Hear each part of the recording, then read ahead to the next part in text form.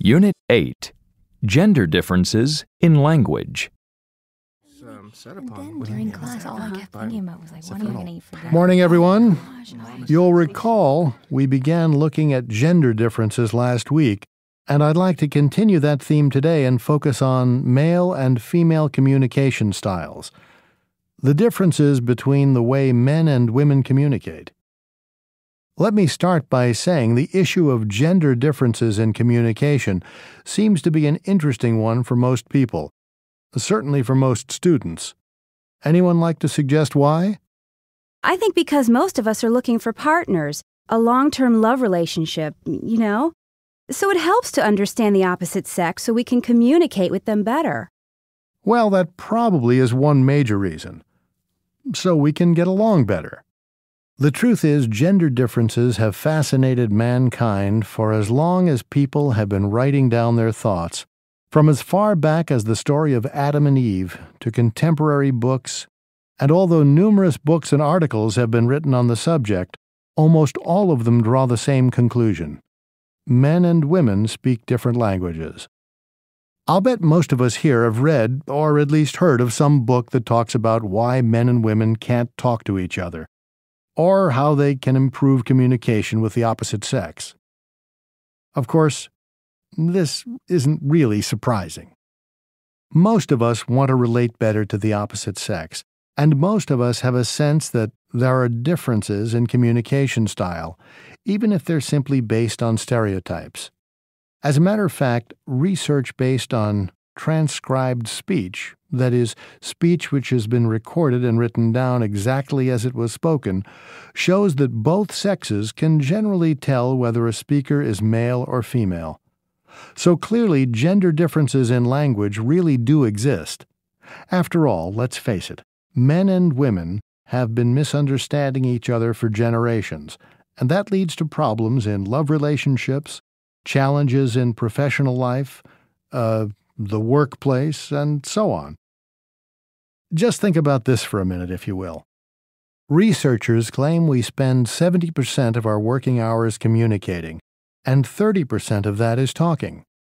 So you can see it's essential that we learn how to communicate with each other. There are more complex reasons, though, why studying communication is important. The fact you need to realize that communication's not simply a matter of saying what you mean and being understood. How we say what we mean is equally crucial because it influences the way people perceive and respond to us. And how we express ourselves, our style, says a lot about how we see our own status, our power, our authority, if you like, in relation to our listeners. We adjust. We change the way we talk depending on who we're talking to and the impression we want to give them. In other words, our communicative style is socially conditioned. Think about that. Our communication style is socially conditioned. How we use language with others is a learned behavior, and how we talk and listen are deeply influenced by cultural expectations. Problems arise because women and men are like people who have grown up in two different subcultures. They have two broadly different styles of speaking and establishing social status based on how they've grown up. What I'd like to do now is look at how these different styles develop. There have been many attempts to explain gender differences in communication styles with genetics and the environment, both at the top of the list. In the case of inherent genetic factors, some suggest that differences in men and women's brain structure and hormone production contribute to differences in thought processes, and these in turn contribute to different behavior between the sexes. Precisely how much influence genetic factors have on communication compared to the environment, that is to say, how much communication style is a product of nature as opposed to nurture, is not yet clear. Nevertheless, evidence suggests that nature's responsible for only 1% of the difference in communication styles between the sexes. Think about it. Only 1%. That means the environment plays a far bigger role. Now let's stop and consider just what that means.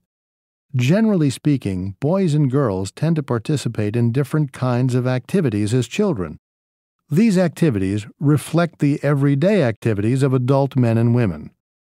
Girls dress baby dolls and boys build things, for example. Toy stores know this very well. Now, this is a generalization, of course. There are girls who love building block sets, like Lego, for example. But just look at how toy stores arrange their toys according to activities for girls and activities for boys. And as a result of their different activities, boys and girls develop different communication styles.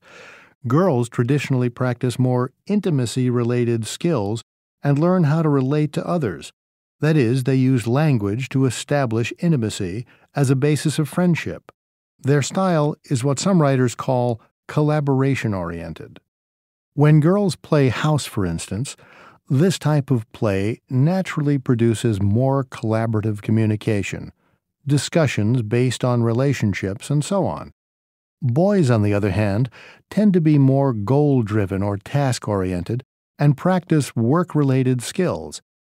They might discuss, for example, how to build a castle or lay out a track, and how to get the job done. They're encouraged more to compete with others and generally use language to establish their status in the group. You could say that their communication style is competition-oriented rather than collaboration-oriented. Evidence suggests that these patterns are reinforced when children socialize with their peers.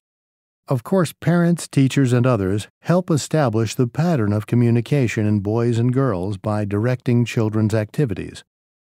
They buy boys construction-type gifts and girls domestic gifts, for instance. But they also do it subconsciously by talking to boys and girls in different ways. For example, if their children have problems, mothers tend to regulate or guide their children more than fathers, and they tend to be more controlling with their daughters than with their sons. Fathers, in contrast, tend to be more concerned with identifying the problem quickly and demanding a solution, and they tend to do this more with their sons than with their daughters. So the mothers tend to be more controlling and have more rules, and the fathers tend to be more demanding of solutions. So as a result, when they are adults, men and women tend to exhibit differences in their styles of communication. But what are these differences? Well, at a general level, there are differences in the purpose of communication, why they talk. We could say that generally men talk to give information or to report. They're goal-oriented. They focus on solving problems and are less likely to ask for help or directions. Maybe because traditional social roles demand that men behave like leaders, as being in control, whether they feel that way or not. As a general rule, men try to establish status, their level of authority in a situation, but women try to establish and support intimacy or close relationships with others. This might well be because, until recently, it was the man who was typically in the more competitive environment, both at work and at play, and therefore who may have been more concerned about establishing, maintaining, and increasing status.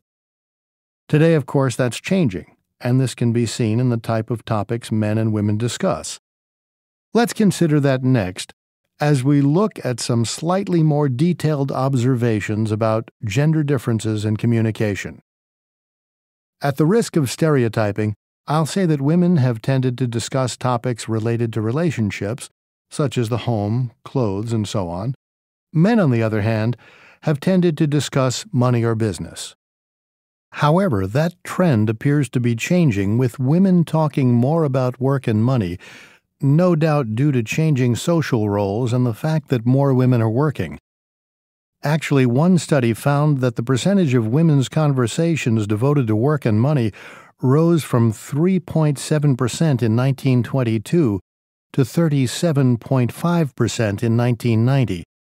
That's more than a 33% jump. That speaks volumes, doesn't it?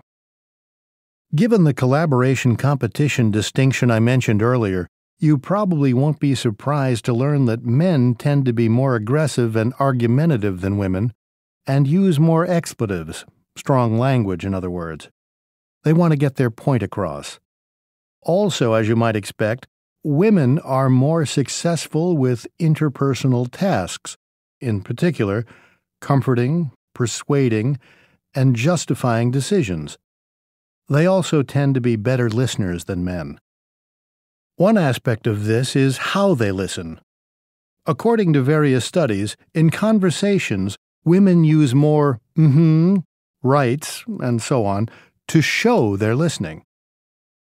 And what about nonverbal communication? Well, women show greater skills in sending and understanding nonverbal messages. Also, they're less likely to signal dominance. Typical male body language, on the other hand, wide gestures, sitting with knees apart, and so on, often displays status and dominance by increasing personal space. Finally, men tend to stammer more than women and use more ums and uhs when they speak. They're more restless, use more hand gestures in conversation, and tend to speak too loudly. Now, before I finish, a few final thoughts for you to go away with. As I've said, male-female communication styles are mainly a social phenomenon. Given that society is constantly changing, we can also expect communication styles to change to reflect the changing roles of men and women.